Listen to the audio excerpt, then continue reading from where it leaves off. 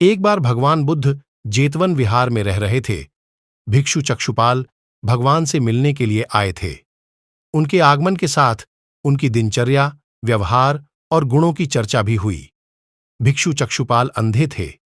एक दिन विहार के कुछ भिक्षुओं ने कुछ मरे हुए कीड़ों को चक्षुपाल की कुटी के बाहर पाया और उन्होंने चक्षुपाल की निंदा करनी शुरू कर दी कि उन्होंने इन जीवित प्राणियों की हत्या की। भगवान बुद्ध ने निंदा कर रहे उन भिक्षुओं को बुलाया और पूछा कि क्या तुमने भिक्षु को कीड़े मारते हुए देखा है? उन्होंने उत्तर दिया, नहीं। इस पर भगवान बुद्ध ने उन साधकों से कहा कि जैसे तुमने उन्हें कीड़ों को मारते हुए नहीं देखा, वैसे ही चक्षुपाल ने भी उन्हें मरते हुए नहीं देखा और उन्होंने कीड़ों को जानबूझकर नहीं मारा है, इसलिए उनकी भर्त्सना करना उचित नहीं है। भिक्षुओं ने इसके बाद पूछा कि चक्षुपाल अंधे क्यों हैं?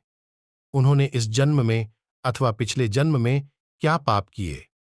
भगवान बुद्ध ने चक्षुपाल के बारे में कहा कि वे पूर्व जन्म में एक चिकित्सक थे।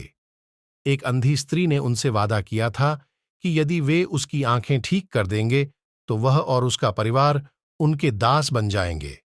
स्त्री की आंखें ठीक हो गईं, पर उसने दासी बनने के भय से यह मानने से इनकार कर दिया। चिकित्सक को तो पता था कि उस स्त्री की आंखें ठीक हो गई हैं। वह झूठ बोल रही है। उसे सबक सिखाने के लिए या बदला लेने के लिए चक्षुपाल ने दूसरी दवा दी। उस दवा से महिला फिर अंधी हो गई। वह कितना ही रोई पीटी, लेकिन चक्षुपाल जरा भी नहीं पसीजा।